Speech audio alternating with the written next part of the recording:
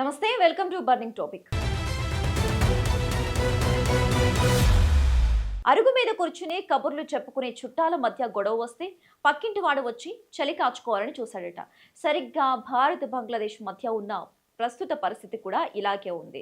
Political టర్మాయిల్తో రగిలిపోతున్న బంగ్లాదేశ్లో హిందువులే టార్గెట్గా దాడులు జరుగుతుంటే దానికి నెయ్యి పోసి మంట పెట్టాలని పాకిస్తాన్ చూస్తోంది.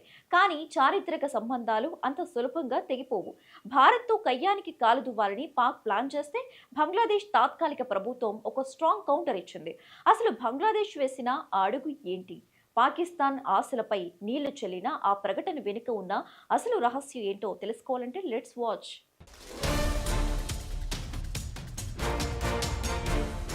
గత కొన్ని వారాలుగా బంగ్లాదేశ్ వీధులు రక్తసిక్తమవుతున్నాయి.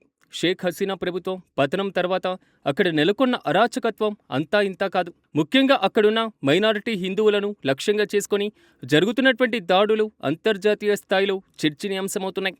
ఇల్లు కాలుతుంటే బొగ్గుల కోసం వెతుక్కున్నట్టు ఈ అస్థిరతను అదునుగా చేసుకొని భారత వ్యతిరేక వాక్చాతుర్యాన్ని ప్రదర్శించేందుకు కొన్ని శక్తులు ప్రయత్నిస్తున్నాయి.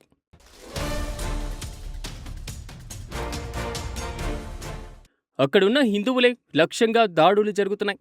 ఇదే క్రమంలో రోజురోజుకు భారత వ్యతిరేక వాక్చాతుర్యం పెరుగుతున్న పరిస్థితి. ఈ నేపథ్యంలో ఇరు దేశాల్లోనూ ఉద్రిక్తతలు నివురుగప్పిన నిప్పులా ఉన్నాయని చర్చ మొదలైందని అంటున్నారు. మరోవైపు ఇదే అదునుగా భారత్ బంగ్లా మధ్య శాశ్వత శత్రుగోడ కట్టాలని పాకిస్తాన్ ప్లాన్ చేస్తుంది. ఈ సమయంలో ఓ ఆసక్తికర పరిణామం చోటు చేసుకుంది. భారత్ బంగ్లాదేశ్ సరిహద్దుల్లో ఉద్రిక్తతలు పీక్ స్టేజ్కు చేరుకున్నాయి. ఇరు దేశాల మధ్య ఉన్న దౌత్య సంబంధాలు గత దశాబ్ద కాలంగా లేనంత కనిష్ట స్థాయికి పడిపోయాయని విశ్లేషకులు భావిస్తున్నారు. సరిగ్గా ఇదే గ్యాప్లో దూరి భారత్కు వ్యతిరేక శత్రువును తయారు చేయాలని పాకిస్తాన్ తన పాత పద్ధతులకు పదును పెడుతుంది.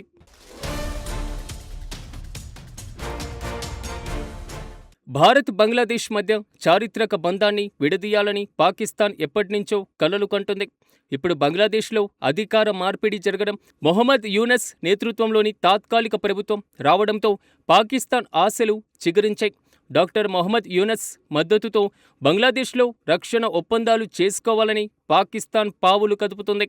భారత చుట్టూ ఉన్నటువంటి దేశాలను తమ వైపు తిప్పుకొని భారత్ను ఒంటరి చేయాలన్నది పాకిస్తాన్ కుతంత్రం. బంగ్లాదేశ్లో ఈగ వాలినా మేము ఊరుకోము అంటూ పాకిస్తాన్ నేతలు చేస్తున్న వ్యాఖ్యలు కేవలం అటెన్షన్ సీకింగ్ కోసమే తప్ప అందులో వాస్తవం లేదని ప్రపంచానికి తెలుసు.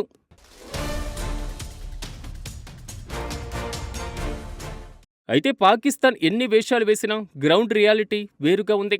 ఆకలి రుచి ఎరుగదు, నిద్రం సుఖమెరుగదు అన్నట్లు భావోద్వేగం కంటే దేశ ఆర్థిక పరిస్థితి, ప్రజల అవసరాలే ముఖ్యమని బంగ్లాదేశ్ తాత్కాలిక ప్రభుత్వం గ్రహించింది. తాజాగా బంగ్లాదేశ్ తాత్కాలిక ప్రభుత్వ ఆర్థిక సలహాదారు సలేహుద్దీన్ అహ్మద్ చేసినటువంటి వ్యాఖ్యలు పాకిస్తాన్ను కోలుకోలేని దెబ్బతీశాయి. భారత్తో సంబంధాలు తెంచుకోవడం బంగ్లాదేశ్కు ఏమాత్రం శ్రేయస్కరం కాదని ఆయన కుండబద్దలు కొట్టారు. కేవలం మాటలతో సరిపెట్టకుండా కీలకమైనటువంటి ఆర్థిక నిర్ణయాలు తీసుకొని భారత్ వైపు మొగ్గు చూపారు.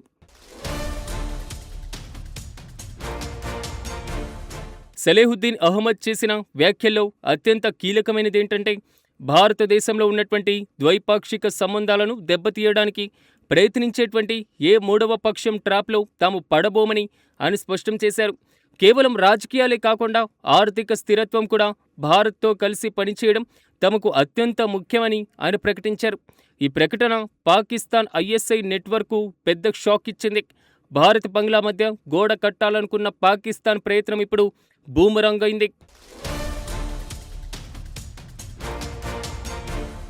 రాజకీయాలు ఎలా ఉన్నా పొట్ట నిండాలంటే అన్నం కావాలి. బంగ్లాదేశ్ ప్రజెంట్ ఎదుర్కొంటున్నటువంటి ఆహార సంక్షోభాన్ని అధిగమించేందుకు భారత వైపు చూస్తున్నాయి. దీనికి నిదర్శనమే 50,000 మెట్రిక్ టన్నుల బియ్యం దిగుమతి. అపకారికి ఉపకారం, నెపమెన్నుక చేయడం భారత నైజం. సరిహద్దుల్లో ఉద్రిక్తతలు ఉన్నప్పటికీ మానవతా దృక్పథంతో మరియు వాణిజ్య సంబంధాల కోసం భారత్ బియ్యం సరఫరాకు ఓకే చెప్పింది. ఈ 50,000 టన్నుల బియ్యం కేవలం ఆహారం మాత్రమే కాదు, ఇరు దేశాల మధ్య సంబంధాలను మళ్లీ ట్రాక్లోకి తెచ్చే డిప్లొమాటిక్ బ్రిడ్జ్ అని కూడా విశ్లేషకులు చెబుతున్నారు. సంబంధాలు మెరుగుపడతాయని అనుకుంటున్న సమయంలో కొన్ని అడ్డంకులు కూడా ఉన్నాయి. ప్రస్తుతం భారత్ బంగ్లాదేశీయులకు వీసా సేవలను పరిమితం చేసింది. ఇది సాధారణ ప్రజలపైన ప్రభావం చూపుతుంది. దౌత్య కార్యాలయాల వద్ద నిరసనలు భారత్కు ఆందోళన కలిగిస్తున్నాయి. కానీ సలేహుద్దీన్ అహ్మద్ వంటి కీలక వ్యక్తులు సానుకూలంగా స్పందించడం వల్ల త్వరలోనే ఈ సమస్యలు సద్దుమణిగి సాధారణ స్థితికి వచ్చే అవకాశం కనిపిస్తుంది.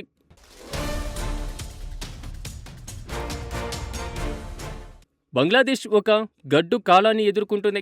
విదేశీ మారక నిల్వలు తగ్గడం, ద్రవ్యోల్బణం పెరగడం వంటి సమస్యలు కూడా ఉన్నాయి.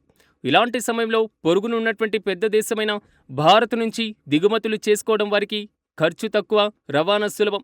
గ్యాస్, విద్యుత్ మరియు నిత్యావసర వస్తువుల కోసం బంగ్లాదేశ్ భారత్ పైన ఆధారపడి ఉంది.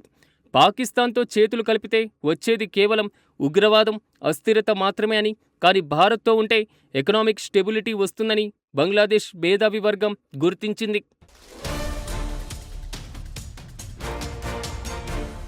కుక్కతోక వంకర అన్న చందంగా పాకిస్తాన్ తన బుద్ధి మార్చుకోకపోవచ్చు. కానీ బంగ్లాదేశ్ తీసుకున్న ఈ తాజా నిర్ణయం దక్షిణాసియా రాజకీయాల్లో ఒక కొత్త మలుపు. భారత వ్యతిరేక సెంటిమెంట్తో పబ్బం గడుపుకోవాలని చూసే శక్తులకు ఇది ఒక గట్టి వార్నింగ్. బంగ్లాదేశ్ తన ఉనికిని కాపాడుకోవాలంటే భారత్తో సయోధ్య మార్గమని స్పష్టమవుతోంది. రాజకీయాలు ఎప్పుడూ ఒకేలా ఉండవు. శత్రువు అని ముద్ర వేసే లోపే స్నేహాస్తం అందుతుంది. బంగ్లాదేశ్ తాత్కాలిక ప్రభుత్వం తీసుకున్న ఈ సానుకూల నిర్ణయం అటు పాకిస్తాన్కు చెంపపెట్టు అయితే, ఇటు భారత్కు తన పొరుగు దేశంపై ఉన్న పట్టును మరోసారి నిరూపించింది.